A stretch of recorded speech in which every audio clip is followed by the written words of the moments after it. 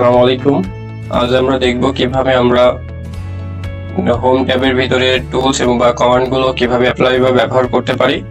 গত ক্লাসে আমি দেখিয়েছিলাম যে কিভাবে আমরা এই অপশনগুলো কাজ করতে পারি অথবা এই অপশনগুলোর নাম কি।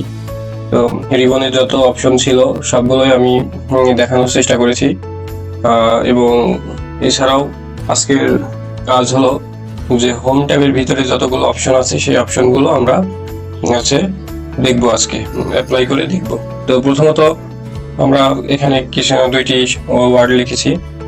দুইটি ওয়ার্ড লেখার পরে এই যে দুইটি ওয়ার্ড লেখার পরে এই যে এখানে দেখাচ্ছে, একদম নিচে চলে আসলে এখানে দেখাচ্ছে পেজ অন অফ অন, অর্থাৎ আমাদের পেজ একটা আছে এবং ওয়ার্ড আছে দুইটি। আমরা ওয়ার্ড দুইটি লিখেছি, তাই হচ্ছে এখানে ওয়ার্ড দুইটি দেখাচ্ছে। আমরা যদি এখানে আরো কিছু লিখলে এখানে দেখাবে 3, অর্থাৎ ওয়ার্ড নম্বর 3। ওকে, তারপরে আরো কিছু অপশন আছে, যেমন এখানে আমরা দেখতে পাচ্ছি যে এখান থেকে প্লাসে ক্লিক করলে জুম ইন হয় এবং মাইনাসে ক্লিক করলে জুম আউট হয়। এছাড়াও গত ক্লাসে একটা বিষয় দেখাইনি, সেটা হলো যে পিন পয়েন্ট যদি আমি উঠায় দিই তাহলে এখানে আর আমরা আমাদের ট্যাবে যেই কমান্ডগুলো থাকে সেগুলো দেখতে পারবো না, কিন্তু এটা আবার যদি আমরা পিন করে রাখি তাহলে এটা দেখতে পারবো।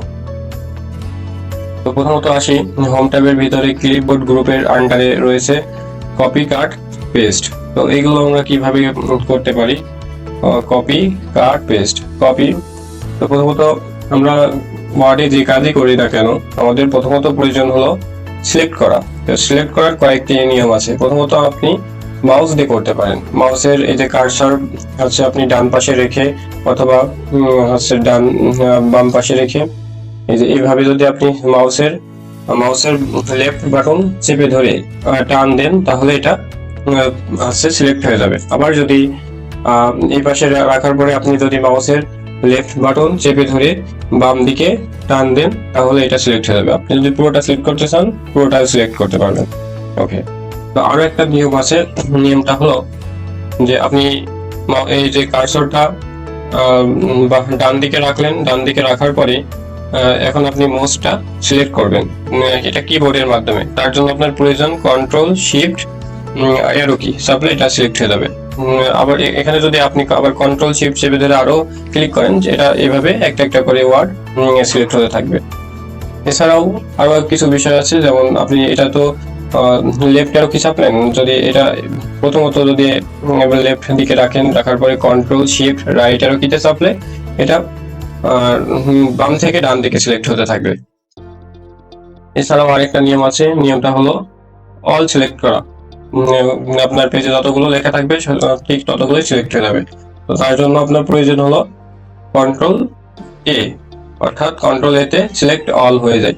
তো অল সিলেক্ট করতে হলে কন্ট্রোল এ চাপতে হবে। প্রথমত আমি এখানে বিউটিটাকে সিলেক্ট করলাম, সিলেক্ট করে এখান থেকে আমি চাই যে এটা কপি করব। তো কপি করারও আবার দুইটা নিয়ম আছে। এই যে প্রথমত আমরা এখান থেকে কপি করতে পারছি, কপি করব, এই কপি হয়ে গেল। এখন এটাকে যদি আমরা পেস্ট করতে চাই তাহলে এই যে পেস্ট অপশন আছে, উপরে আমাদের পেস্ট অপশন আছে, এই পেস্ট অপশনে ক্লিক করে দেব, এই যে পেস্ট।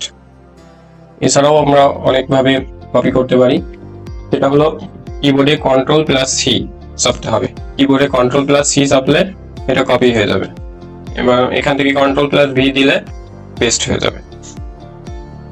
তো এখানে আরো অনেক উপায় আছে, যেটা হলো এখান থেকে যদি আমরা মাউসটাকে কপি করতে চাই এটা মাউসের মাধ্যমে, তাহলে এখানে প্রথমত সিলেক্ট করব, করার পরে এটার উপর থেকে মাউসের রাইট বাটনে ক্লিক করব, করার পরে এখানে আমরা দেখতে পারবো কপি। এই কপিতে ক্লিক করলে এটা কপি হয়ে যাবে এবং আমরা মাউস থেকে এটা পেস্ট করতে পারবো।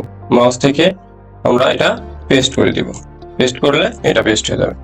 তো কপি এবং পেস্ট আমরা তিনটা উপায় দেখলাম। একটা হলো হচ্ছে মাইক্রোসফট ওয়ার্ডে ডিফল্ট ভাবে এখান থেকে আমরা কপি এবং পেস্ট করতে পারি, আবার কিবোর্ডে কন্ট্রোল সি চাপলে কপি হবে এবং কন্ট্রোল ভি চাপলে পেস্ট হবে। এছাড়াও মাউসের সিলেক্ট করার পরে রাইট বাটনে ক্লিক করলে কপি করতে পারবো এবং পরবর্তীতে সেটা পেস্টও করতে পারবো। তো কপি এবং পেস্টের তিনটা উপায় আমরা দেখলাম। এছাড়াও আরেকটা বিষয় আছে, সেটা হলো কাট। কাট অর্থ আপনার যে জায়গায় আপনি কাট করবেন ওইটা কেটে যাবে, কিন্তু ওটা পরবর্তীতে আপনি পেস্ট করতে পারবেন। কাট করলাম, এখান থেকে কেটে গেল। এখন যদি আপনি চান এটা পেস্ট করতে, তাহলে আপনি এটা পেস্ট করতে পারবেন। তো বিষয়টা আশা করি বুঝতে পেরেছেন। এরপরে আসি ফন্ট গ্রুপে। এই গ্রুপটা আমাদের নিয়মতান্ত্রিক ভাবে প্রয়োজন পড়ে। তো আমরা প্রথমত আমরা একটা সেন্টেন্স সিলেক্ট করলাম, তারপরে এই যে ফন্ট, এই ফন্টের ধরন, অনেকগুলো ধরন আছে। এই ধরনগুলো আপনি ট্রাই করতে পারেন। যেমন আমি যদি এখানে একটা আলজেরিয়ান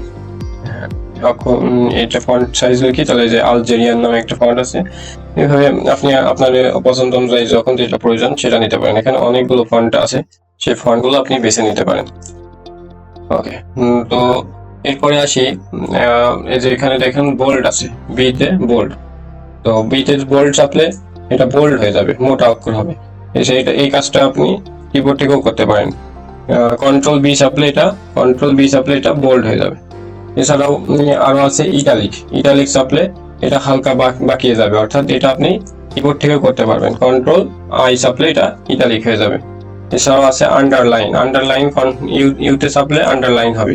এই আন্ডারলাইন গুলো আপনি কিবোর্ড থেকেও দিতে পারেন। কন্ট্রোল ইউ চাপলে এটা আন্ডারলাইন হয়ে যাবে। আন্ডারলাইনের আবার বিভিন্ন ধরন আছে, যেমন এই যে এখান থেকে আপনি যদি ক্লিক করেন বিভিন্ন প্রকার আন্ডারলাইন আপনি দেখতে পারবেন।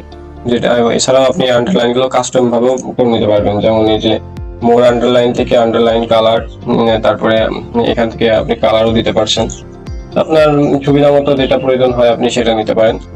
এছাড়াও আমরা এখানে দেখতে পাচ্ছি যে কোনো কিছু যদি আপনার লেখার পরে ভিতরে কেটে দিতে হয়, তাহলে যে এখানে ক্লিক করলে এটা কেটে যাবে।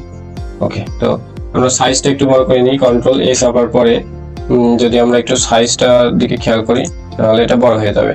এছাড়াও সাইজ আমরা অনেকভাবে করতে পারি। যেমন এখানে ক্লিক দিলে সাইজটা বড় হয়ে যাবে, এখানে ক্লিক দিলে সাইজটা ছোট হয়ে যাবে। এই ড্রপ ডাউনে ক্লিক দিলে বড় হবে, এবং ছোট হয়ে যেটা রয়েছে এই ড্রপ ডাউনে ক্লিক দিলে এটা ছোট হবে। এছাড়াও কিবোর্ড থেকেও পারি, কন্ট্রোল প্লাস চাপলে এটা বড় হবে, এবং কন্ট্রোল মাইনাস চাপলে এটা ছোট হবে।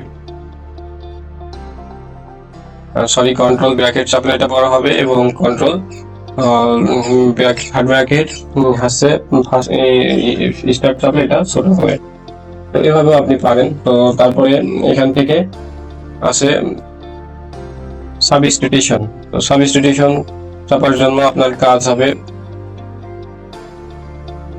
সাবস্টিটিউশন চাপলে কাজ হলো, যেমন আপনি H2O পানির সংকেত লেখেন।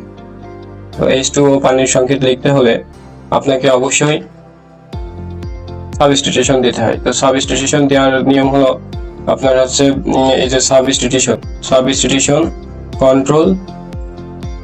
কন্ট্রোল প্লাস চাপলে এখানে সাবস্টিটিউশন চলে আসে। আর যদি আপনি পারেন এখানে ক্লিক দিয়ে তাহলে করবেন, আবার কন্ট্রোল প্লাস দিলে এটা কেটে যাবে। এরপরে ও দিতে পারবেন H2O। যা এছাড়াও বিভিন্ন সূত্র লেখার সময় আমরা দেখি x² plus y plus y square plus b square, এইভাবে অনেক সূত্র লেখা থাকে। তার জন্য আপনার প্রয়োজন হবে এটার নাম হলো সুপারস্ক্রিপ্ট। তো এটা করার জন্য আপনাকে দেখা যাচ্ছে আমি যদি x দিয়ে কন্ট্রোল শিফট প্লাস দিলে এটা উপরে চলে যাবে, এবং আমি কন্ট্রোল শিফট প্লাস দিলে আবার এটা কেটে যাবে।